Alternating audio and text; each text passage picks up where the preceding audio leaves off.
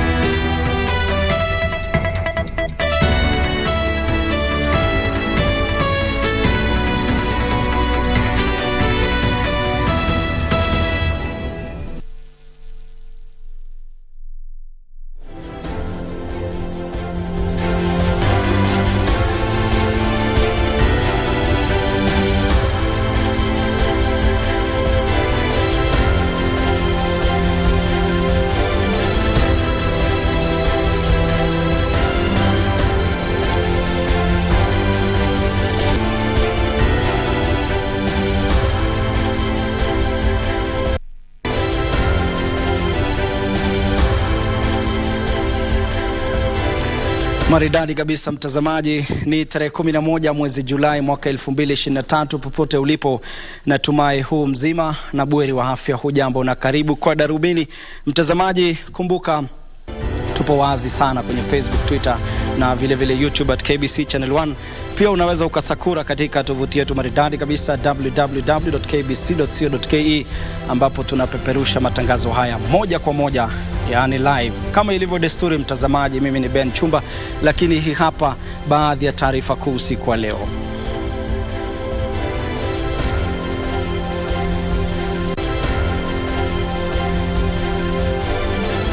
That we will not spare anybody. The God whom they preach, whom they are telling us has allowed them to do things without questions, is the same God we are serving in our law enforcement. Waziri wa usalama Kithure Kindiki asema maafisa waliotepetea na kuchangia maafa ya Shakahola hawatasazwa. Azimio wazindua tovuti ya umma kwa lengo la kukusanya sahihi milioni 15 kupiga jeki mchakato wa mageuzi. So it's very unfortunate that we have to inform Kenyans that from Friday you will have to seek alternative. Na mzozo wa afya wanukia, wahudumu wakisisitiza kwamba watagoma kuanzia siku ya Ijumaa.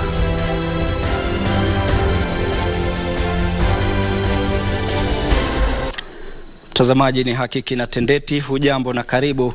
Anayekuwasilishia matangazo haya kwa lugha ya ishara ni Susan Thuku. Mimi ni Ben Chumba. Na waziri wa usalama wa kitaifa Profesa Kithure Kindiki amesema atawachukulia hatua kali wale waliotepetea kuhusiana na vifo vya Shakahola. Kindiki hasa na washtumu maafisa wa idara ya mahakama, viongozi wa mashtaka na maafisa wa polisi kutoka Malindi kwa kutokabiliana na hali hiyo iliyosababisha vifo vya watu wengi.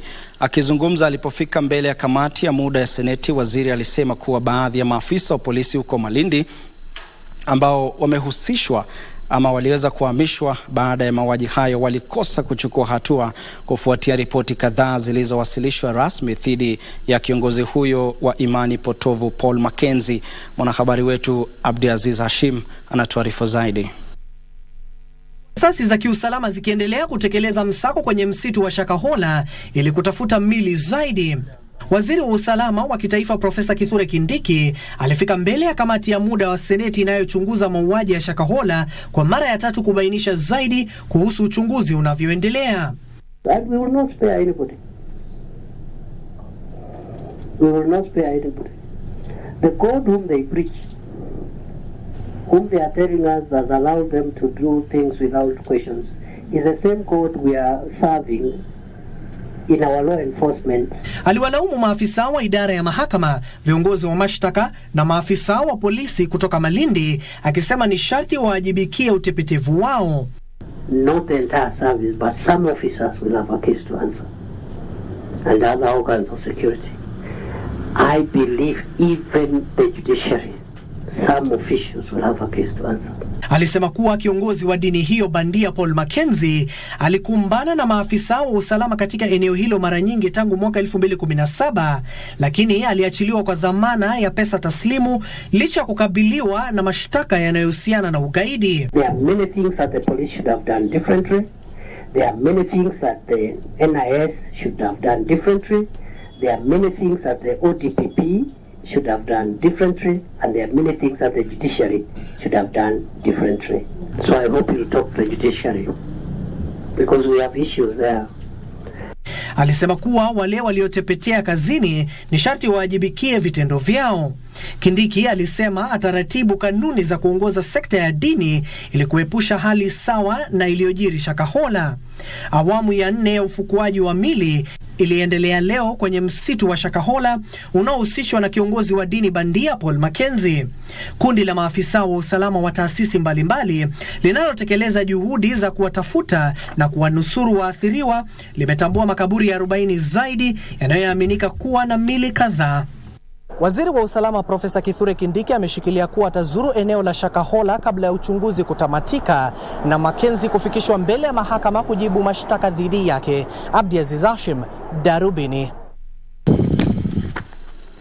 Naye Rais William Ruto ametahadharisha kwamba hakuna yeyote ataruhusiwa kusababisha uharibifu wa mali au kujeruhi wa Kenya wanaojitafutia riziki kwa kisingizio cha maandamano ya amani yanayopangiwa kufanyika kesho na upinzani.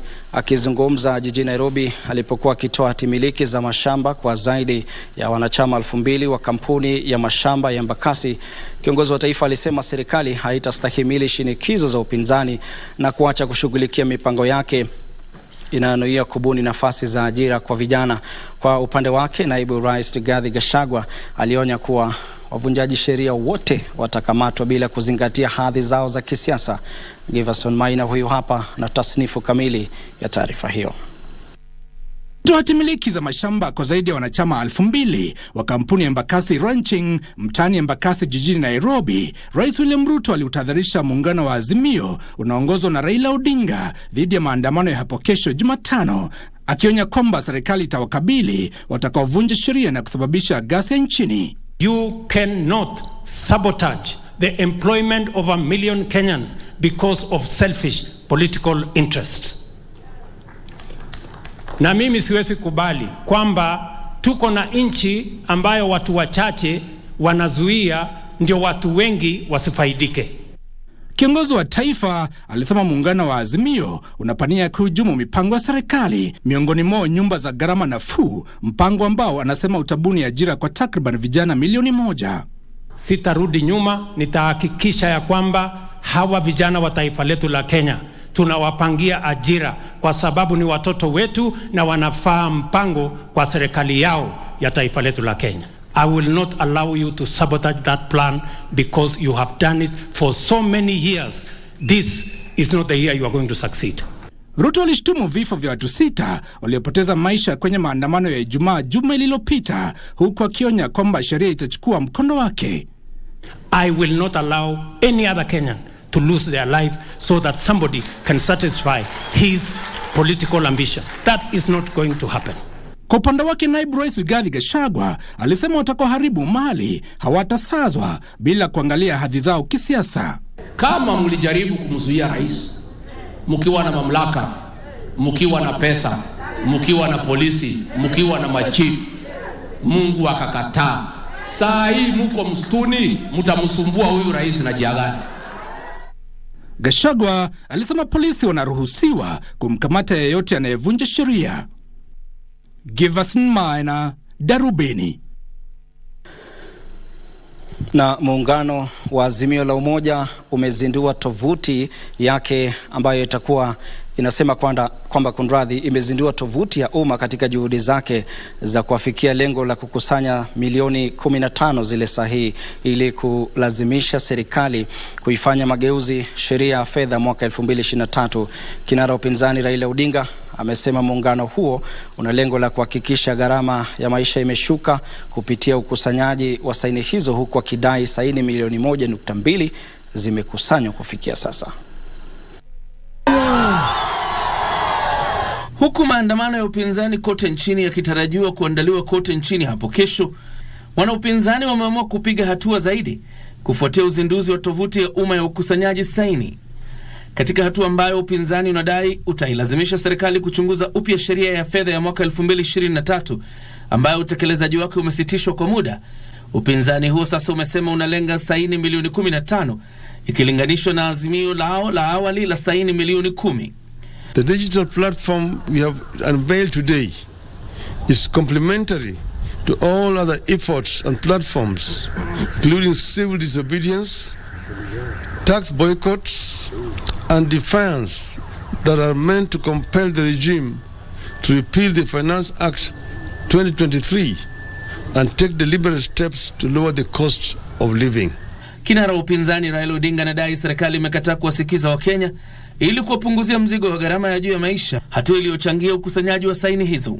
The Finance Act 2023 clearly exposed the fact that our leaders have decided to take instructions from the executive, and the executive has decided to pursue its own wishes regardless of what the people feel or say. Both the legislature and the executive have ganged up against the people, and the people have been left on their own. Upinzani unasisitiza utaendelea na maandamano kote nchini hapo kesho kama mojawapo ya njia za kuishinikiza serikali, huku wakionya vyombo vya usalama dhidi ya kuingilia. We intend to move to court and institute prosecution against individual officers who are involved in unconstitutional and illegal actions against protesters in the course of our activities. We want to ask you to cease waging warfare against your people when they exercise their constitutional rights. The fact that you have a right to present a petition doesn't mean you have a right to ask 50,000 people to storm a street or a town or, just cross a road and people cannot travel. And this is, which constitution is that? Raila baadaye alitembelea soko maarufu la Kenyatta jijini Nairobi, akiendeleza juhudi za kuwarai wafuasi wake kuunga mkono shughuli hiyo ya ukusanyaji saini. Unaunga mkono? Wangapi wanaunga mkono nani hapa? Hayo ya kijiri, mashirika ya kijamii yamedai maafisa wa polisi walitumia nguvu kupita kiasi dhidi ya waandamanaji siku ya Sabasaba. We call upon the Independent Policing Oversight Authority and the Internal Affairs Unit to investigate all cases of arbitrary arrest, mistreatment and atrocities committed by officers of the National Police Service. John Jacob Kuria, Darubini. Mtazamaji, zikiwa zimekatika takriban dakika 9 hapo baada ya saa 1 kamili saa za Afrika Mashariki, tunauliza nini maoni yako kuhusiana na taarifa zetu? Sema nasi kupitia mitandao ya kijamii, tuko Facebook, Twitter na vile vile YouTube @KBC Channel 1. Mtazamaji, usiende mbali, bado tuna taarifa mbalimbali ikiwemo taarifa moja kutoka kaunti ya Meru ambapo jamaa moja anadaiwa kumuua mpenzi wake, kwa hivyo usiende mbali.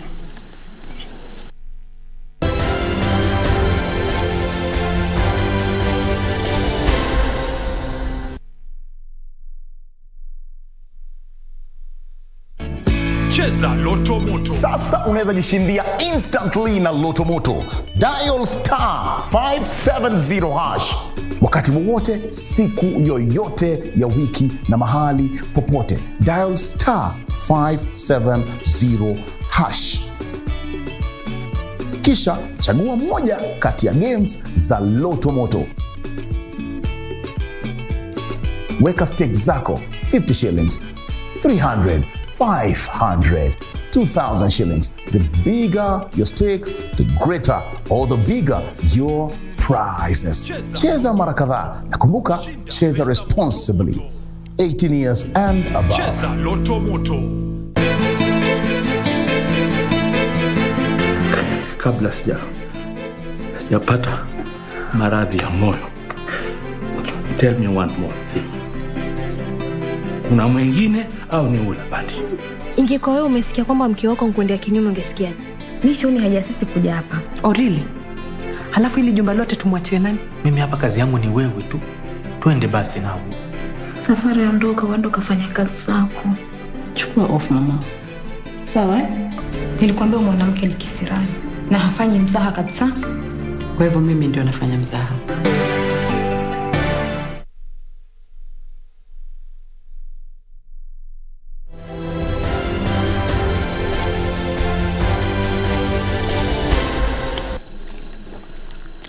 Karibu tena mtazamaji, na sasa tuvuke mipaka tuangazie taarifa yenye kufungamana na usalama, ambapo polisi huko Meru wameanzisha uchunguzi kuhusiana na mauaji ya mwanafunzi mmoja wa kike wa taasisi ya masomo ya matibabu ya Kanyekile. Akithibitisha kisa hicho, kamanda wa polisi katika eneo la Imenti Kusini, Abdulrahim Musa, alisema marehemu anadaiwa kuuawa na rafiki wake wa kiume ambaye pia aliwajeruhi wanafunzi wengine watatu.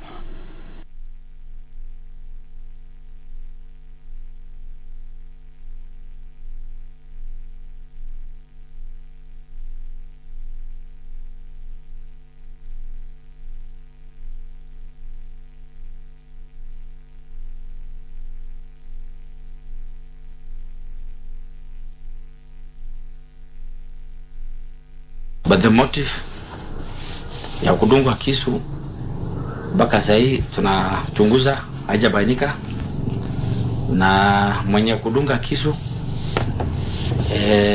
tunapoongea sasa hizi is at large, na tunatafuta na ni mtu anajulikana. Hii ni ya kwanza tu, hatuwahi kupata shida kama hii, na sio majibu ya kuchukua silaha kwa mkono na kuumiza wengine, na pia hiyo pia ni kuumiza wewe mwenyewe, kujiumiza wewe mwenyewe. Kwa hivyo ningehimiza sana wasichukue sheria kwa mkono wao na wakuwe watu watalivu. Kwingineko, mgomo wa wahudumu wa afya uliopangwa kufanyika Ijumaa utaendelea. Vyama vya wafanyakazi wa afya vimetaja kutochukua hatua kwa Wizara ya Afya na Baraza la Magavana katika kushughulikia malalamishi yao kuwa sababu ya mgomo huo. Vyama hivyo, mtazamaji, vimeonya wanaohitaji matibabu katika hospitali za umma kuanzia tarehe hiyo kutafuta njia mbadala. Swala kuu kwenye madai yao ni kutambuliwa kwa wafanyakazi wa mpango wa huduma ya afya kwa wote kama wafanyakazi wenye ajira ya kudumu watakaopokea pensheni na kuyanishwa kwa masharti yao ya kazi. Huduma katika hospitali za umma zinatarajiwa kuathirika kuanzia Alhamisi saa 6 usiku, wakati ilani ya siku 60 iliyotolewa na wahudumu wa afya itakamilika. Wahudumu wa afya wanapigania kuratibiwa kwa wenzao wa UHC chini ya mpango wa kudumu, kuianisha kanuni za ajira, kukamilika kwa wakati mkataba wa makubaliano na kutambuliwa kwa vyama vya wafanyikazi. We want these people on permanent and pensionable because we want their terms of engagement be harmonized with their equivalent who are serving in the same ministry. What is happening is that the Council of Governors continue to advocate for extension for 3 years against the advisory of the Public Service Commission. For the last 7 years, the healthcare workers have not experienced any gain in terms, or rather financial increment in terms of their payment. So we are urging that there must be a consideration. Tuko na mambo kidogo ambayo nataka tukutane na tumalizie. Recognition agreement ya vyama kama hivi vyetu. Tuko na vyama miungano zaidi ya 4 ambayo ina recognition agreement, na tuweze kukaa kwenye meza kama hatuna recognition agreement. Wahudumu hao walisikitika kwamba juhudi za kutaka kuzungumza na wasimamizi wa Wizara ya Afya na Baraza la Magavana zimegonga mwamba. The employers have decided to go on strike and they have decided we must join them. So it's very unfortunate that we have to inform Kenyans that from Friday you will have to seek alternative services from the private sector because the public facilities will not have any of the officers to provide the health services. Miongoni mwa wahudumu wa afya wanaotarajiwa kushiriki mgomo huo ni matabibu, maafisa wa afya ya mazingira na ile ya umma, wanafamasia, wataalamu wa lishe bora, wahudumu wa maabara miongoni mwa wengine. Licha ya kusisitiza ya kwamba mgomo bado ungalipo, miungano ya wahudumu wa afya imesema ya kwamba bado iko tayari kuzungumza na mwajiri wake ikiwa atajitokeza kwa mazungumzo kabla ya kukamilika kwa makataa ya siku 60 Alhamisi. Wakati huo huo, wahudumu wa afya katika kaunti ya Machakos wametoa ilani ya mgomo ya siku 6 wakitaka kuwepo kwa mazingira bora ya kufanyia kazi, wakilalamikia uhaba wa wafanyikazi na vilevile kutopandishwa vyeo. Without a serious, meaningful engagement from the same county government that we have now engaged for over 1 year plus without any tangible result, then it is unfortunate. And our members have given us a very stern warning that they shall take themselves to strike even without our command. Unapokwenda hospitalini na upati madaktari wa kutosha, basi unaketi pale kwa muda mrefu sana ukingojea huduma, na hilo si jambo mzuri. Time is up. Our members have refused. It is time to go on a strike. Nancy Okware, nikiripotia Darubini, Nairobi.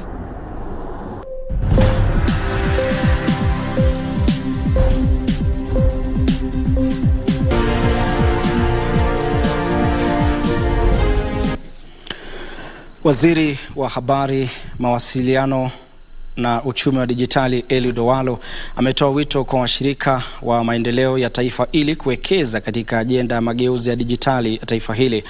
Owalo amesema hata ingawa mtandao wa kidijitali wa Kenya unapiku ule wa mataifa mengi ya bara Afrika, 45% ya Wakenya bado hawana simu za rununu zinazoweza kutumika kwa mawasiliano ya kidijitali. Akiongea mjini Geneva, Switzerland, wakati wa kongamano la kimataifa kuhusu mawasiliano, Owalo alisema Kenya imezindua mpango wa kutengeneza rununu za gharama nafuu ili kuziba mianya iliyoko. Alitoa wito kwa jamii ya kimataifa kushughulikia changamoto za sekta hiyo ikiwemo miundombinu wa kidijitali, ujuzi na usalama mitandaoni. We also need to look at the legal, regulatory and policy framework so that all that we are doing is anchored on a sound policy, legal and regulatory framework, and we also have to address issues of cyber security. Accordingly, we are deliberately reviewing our regulatory instruments to encourage increased private sector investment and participation in ICT in Kenya, and we are also enhancing our response to cyber insecurity. Kwingineko, awamu ya pili ya ujenzi wa bwawa la Dhiba itakamilika mwezi Oktoba mwaka huu. Katibu wa idara ya unyunyiziaji mashamba maji Fantas Kimotho amesema mradi huo unaojumuisha ujenzi wa mitaro zaidi na vidimbwi vya kuzuia mchanga ni sehemu ya juhudi za kuongeza ardhi inayokuzwa mpunga katika eneo la Mwea hadi ekari 70,000. Taarifa hii na kina ni kwenye mkusanyiko wa habari za biashara. Kenya ilitumia shilingi bilioni 34.4 kuagiza mchele kutoka mataifa ya nje mwaka jana baada ya mavuno ya zao hilo humu nchini kupungua kutokana na kiangazi. Ili kuongeza uzalishaji mpunga, serikali inapania kuharakisha kukamilishwa kwa awamu ya pili ya bwawa la maji la Dhiba. Awamu hiyo ya pili inajumuisha ujenzi wa mitaro zaidi, kuimarisha kingo za bwawa hilo pamoja na shughuli nyingine ili kuhakikisha madhumuni ya bwawa hilo yameafikiwa. We've also done an inspection of the canals. So far, 2.4 kilometer is what is supposed to be done, but so far the contractor has been able to do 1.5. Kwingineko, sera kuhusu ajenda serikali ya nyumba za gharama nafuu inapaswa kutoa kipaumbele kwa watu wanaoishi kwenye mitaa ya mabanda. Akiongea wakati wa uzinduzi wa kampeni ya utoaji nyumba za gharama nafuu iliyopewa jina Home Equals katika mtaa wa mabanda wa Mkuru kwa Ruben, mkurugenzi wa shirika la Umoja Mataifa kuhusu nyumba na makazi humu nchini Anthony Okoth alisema hatua hiyo itawezesha serikali kuangazia zaidi miradi muhimu ikiwemo ile ya afya na elimu. We are looking at ways of creating platforms where they can have conversation with the relevant policy makers so that they can actually know how can they qualify to actually be roped into the housing. hii shirika ya Hampton fenye imekuja na NMS ilikuwa imeachilia huo mpangilio, sasa naona ni kama ile msukumo wa special planning area ni kama bado tunaufufua tena, ili pahali NMS ilifikisha tuanzie hapo na kupanda. Mwishowe, kampuni ya Kentegra kutoka Marekani inajenga kiwanda cha kisasa cha utalishaji pareto katika eneo la Naivasha. Pindi kitakapokamilika, kiwanda hicho kitatoa nafasi 600 za ajira moja kwa moja, huku kikishughulikia tani 7,000 za pareto. We are promoting contract farmers between farmers and processors.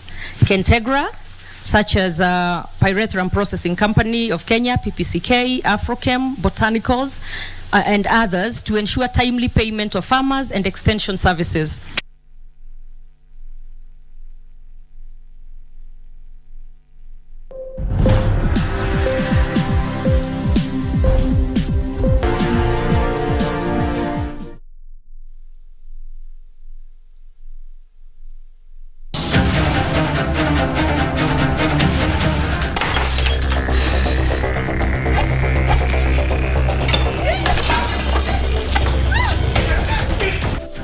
보시다시피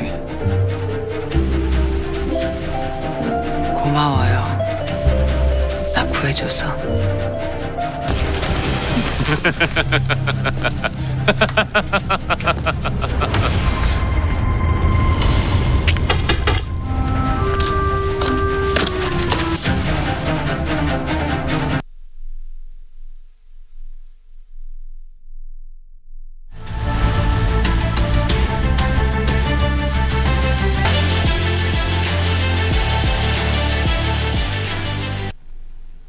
Karibu sasa tuelekee viwanjani kama kawaida, wengi wanita Karanja David na mukipenda KD.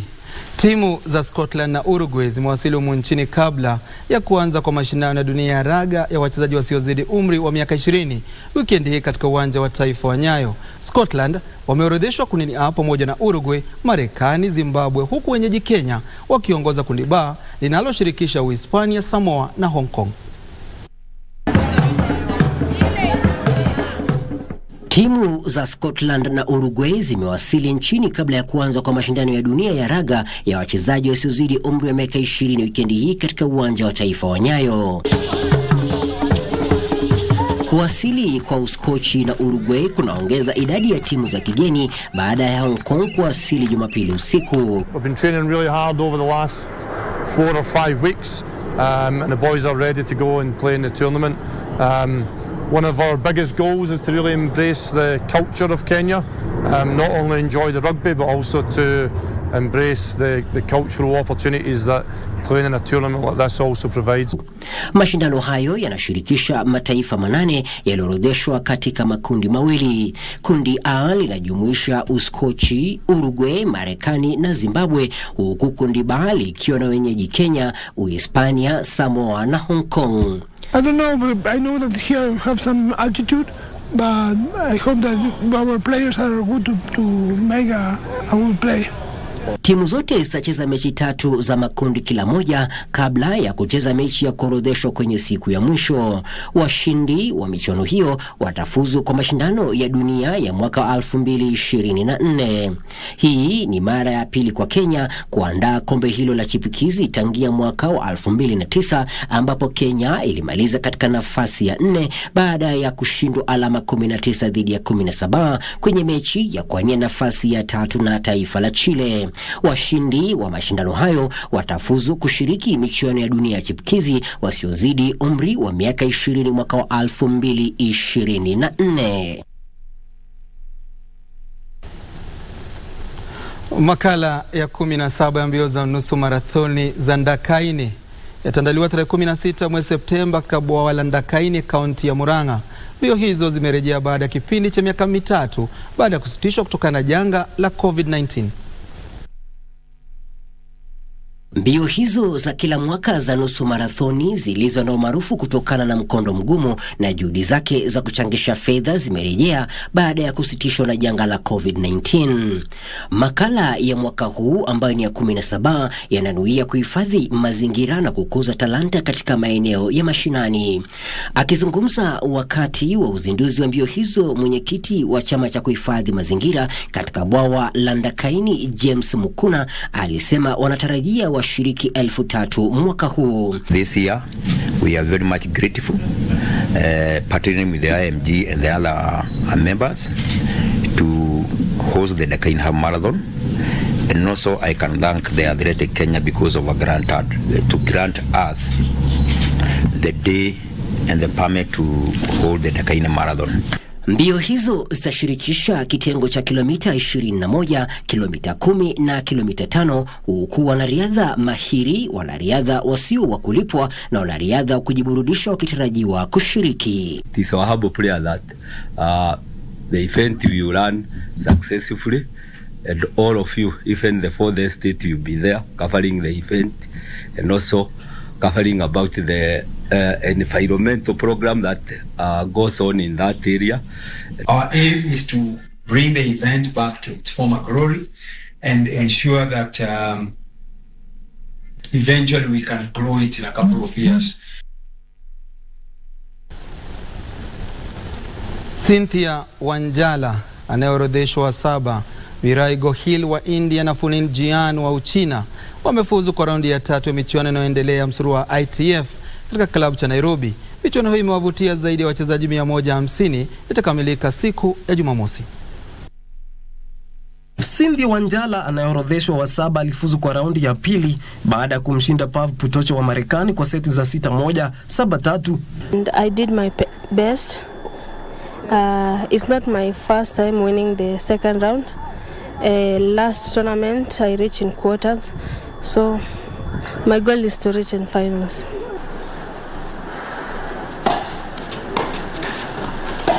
Virai Gohil wa India alimpiku Marigaran Baskaran wa Sabia kwa seti za 6-4, 6-2 na kujikatia tiketi ya kushiriki michuano ya raundi ya 3, huku Vema Om wa India akimshinda Oneska Zain wa Canada kwa seti za 6-0, 6-0. It's my first time here in Kenya. I'm so happy to play here to tournament. I'm in the main draw today. I will play there. I think I will come here and I hope I play well, so better in the double 2. So this is my dream for this tournament.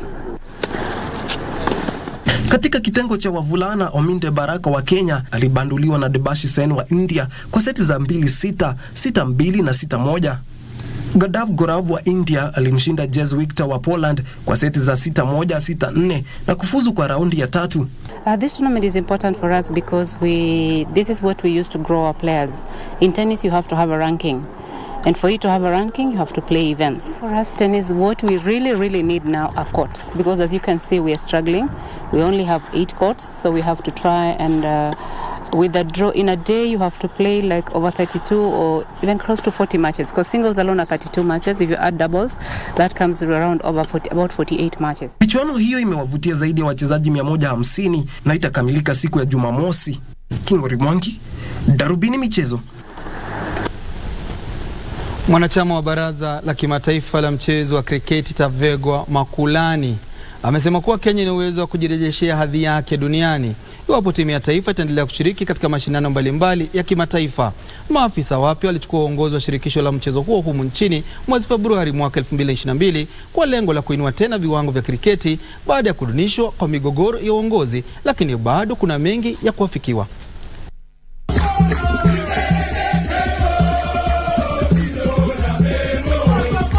Buhlani alisema ana imani kwa kikosi cha Kenya kinaweza kujikakamua kujirejeshea hadhi iwapo taifa hili litaandaa mashindano kadhaa na kukuza talanta zilizoko humu nchini.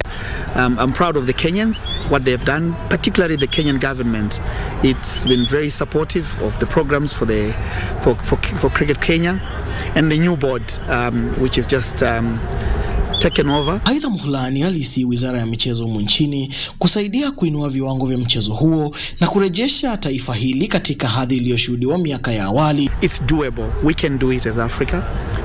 Other African countries can do what we have done in Zimbabwe. I've played quite a bit against Kenya, and I've played against probably one of their best teams that qualified, if I recall correctly, for the Super Sixes in the World Cup. Kenya ilirejelea nafasi yake ya kimataifa baada ya uchaguzi kuandaliwa mwezi Februari mwaka jana na maafisa wapya kuteuliwa kuongoza shirikisho la kriketi humu nchini. Daniel Mwendwa, Darubini Michezo. Mtazamaji, baada ya taarifa hiyo akasema Dan Mwendo nakamilisha Darubini Michezo. Kama kawaida KD, bye bye kwa sasa. Mtazamaji, pia mimi sina la ziada kutokana na muda ambao umetupa kisogo. Kwa niaba ya wale wote waliofanikisha matangazo haya, shukran jazila kwa utazamaji. Mimi naitwa Ben Chumba, kwa heri, uwe na heri, alamsiki.